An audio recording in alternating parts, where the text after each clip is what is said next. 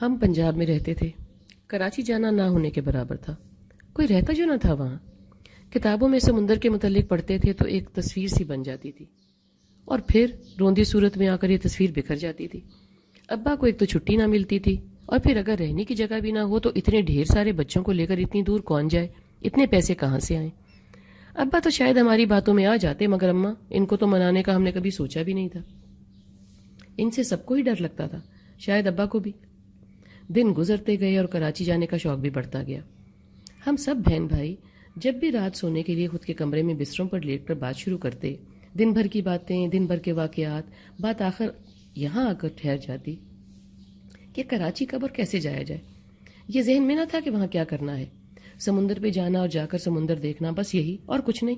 نہ تو پتا کہ کیسے جانا ہے اور نہ کہ جا کے کرنا کیا ہے, پانی کے سوا اور کیا دیکھنا ہے معلوم نہیں. مگر دھن سوار کہ سفر کیسے ہو. وقت کب رکتا ہے اور کئی سال گزر گئے. سمندر کا عشق ہم بچوں کے ساتھ جوان ہو گیا. ایک صبح ہم کالج کے لیے تیار ہو رہے تھے کہ خالہ کا امریکہ سے فون آیا. کہہ رہی تھی خالو جان کا کراچی تبادلہ ہو گیا ہے, وہ اگلے 1 ماہ میں کراچی ہوں گے. کمپنی کی طرف سے بڑا گھر ملا ہے. ہم سب کو ان کے گرمیوں کی چھٹیوں میں بلایا ہے, ان کے ہاں جانا ہوگا. امی ان کے پاکستان تبادلے سے بہت خوش ہو رہی تھی. کئی سال ہو گئے تھے دونوں بہنوں کو ملے. وہ پاکستان نہ آ سکتی تھی, امی ان کے پاس نہ جا سکتی تھی. خالہ شادی کے بعد ایک مرتبہ آئی تھی پاکستان جب ان کے بچے چھوٹے تھے. وہ ہمارے پاس رکے تھے. ہم سب بہت اچھے دوست بن گئے تھے, مگر ان کے جاتے ہی اس سب دوستی پیار کہاں گم ہو گیا معلوم ہی نہیں. وہ وہاں مصروف ہو گئے اور ہم یہاں. گویا ہم بس خوابوں میں ایک دوسرے کو جانتے تھے. آج تو گویا عید کا دن ہوا. ہم تو خوشی سے ناچنے لگے. خالہ کے آنے میں 1 مہینہ تھا, گرمیوں کی چھٹیوں میں 4 مہینے. یہ وقت کیسے گزرے گا, ہم یہ سوچنے لگے. نہ امی نے کہا چلیں گے, نہ ابا نہیں. معلوم ہے کوئی سفر آسان تھوڑا ہی نہ ہے. آج یہ سوچنے کو دل نہ تھا. آج تو خوابوں کی تعبیر ملنے چلی تھی. صبح اچھی چڑھی تھی. ہر کوئی خود کے کالج چلا گیا اور پھر ہم بھول بھال گئے. 1 ماہ گزر گیا. خالہ آ گئی کراچی. بہت سے دن تو گھر ٹھیک ہونے لگا, بچوں کو کالج کے داخلے میں لگ گئے. امی کی ان سے روز بات ہو جاتی تھی. امی لگی ابا سے کہنے کہ چھٹیوں میں جانا ہے بہن کے پاس, چھٹی کا اور کچھ پیسوں کا بندوبست ہو. کبھی سے ابو ٹال رہے تھے مگر کب تک. قصہ مختصر, وہ دن آ ہی گیا. معلوم پڑا کہ ٹکٹیں آ گئی ہیں. چھٹیاں شروع ہونے سے پہلے ہی اللہ اللہ کر کے سفر کا دن بھی آ گیا. کیا حسین نظارہ تھا. سامان بندھا پڑا تھا, ہم تیار کھڑے تھے.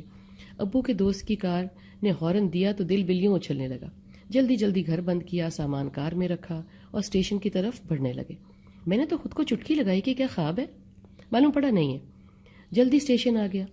یا خیالات کی دنیا میں جا کے وقت کے گزرنے کا احساس ہی نہ ہوا. سامان اتارا, خود کو سمیٹا اور ٹرین کی جانب بڑھنے لگے. شکر ہے اور امتحان نہیں ہوا. یقین تو نہیں آئے گا آپ کو مگر ٹرین وقت پر چل دی, معلوم مقام پر. رات کافی ہو گئی تھی. نیند آنکھوں سے گھنٹوں دور تھی. کچھ اور وقت گزرا. اتنے جھولے ملے کہ خواب ساتھ لے جانے میں کامیاب ہو ہی گئے. معلوم نہیں کتنی دیر سوتے رہے. راستے میں کئی اسٹیشن آئے, کئی گئے ہوں گے. ہم تو آرام ہی فرماتے رہ گئے. بھوک لگنے سے آنکھ کھلی. سب کے مسکراہٹ تھی چہروں پر. کراچی اسٹیشن آنے کا انتظار ہو رہا تھا. اب سوچا کہ چپ ہو جایا جائے باقی گھر جا کے. چلو جی, ٹرین رکی. کراچی کی ہوا ہی الگ لگی. ہم اترے, سامان اتارا, ٹانگیں سیدھی کی, سامان گھسیٹتے ہوئے باہر آ گئے. خالہ خالو کو نظریں ڈھونڈنے لگیں.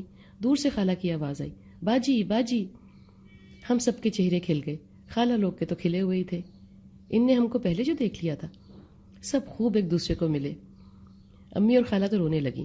لڑکوں نے سامان جیپ میں رکھا اور گھر کو چل دیے. ہم سب بہت خوش تھے. لگا خواب پورا ہو گیا. گھر میں سیٹ ہوئے, نہا دھو کر کھانا کھایا اور پورے ہفتے کا سیر کا پلان پینسل کاغذ لے کر لکھنے بیٹھ گئے.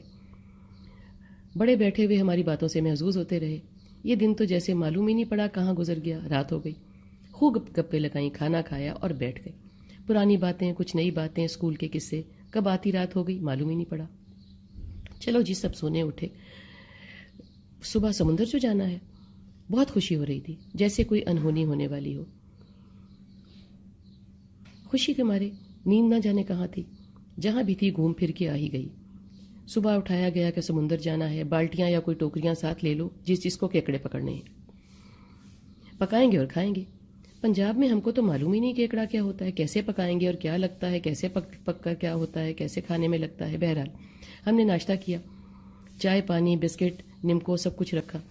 بالٹیاں ٹوکریاں بھی جس کو چاہیے تھی لے لی. جیپ میں بھرے اور نکل کھڑے ہوئے.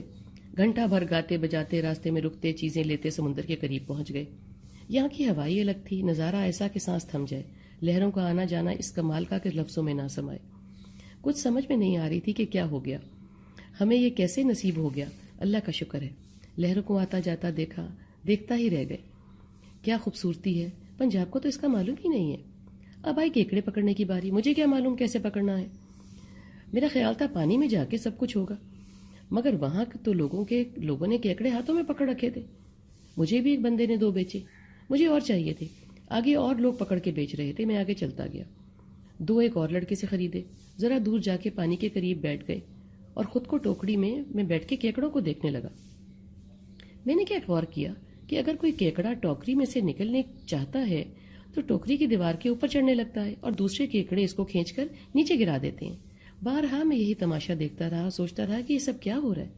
کیا ہم انسان ان کیکڑوں کی طرح ہیں؟ ہر وقت کسی نہ کسی کی ٹانگ کھینچ کر خود کا راستہ بناتے ہیں. ہم تو اس سے بھی بدتر ہیں، ہم تو کسی کی لاش پر چڑھ کر بھی راستہ بناتے ہیں. اس پار اترنے کے لیے ہم کسی بڑے سے بڑے گناہ سے بھی گریز نہیں کرتے. ایسا بھی تو ہو سکتا ہے کہ ہم ایسے کیکڑے بنیں کہ ٹوکری میں قید کیکڑوں کو چھڑا لیں، باہر کھڑے ہوں سیڑھی لگا کر، کمند ڈالیں ٹوکری میں اور ایک ایک کر کے سب بھائی کیکڑوں کو بچا لیں. نہیں، مگر یہ تو نہیں بچا سکتے نا، یہ تو کیکڑے ہیں، یہ تو کمند نہیں ڈال سکتے.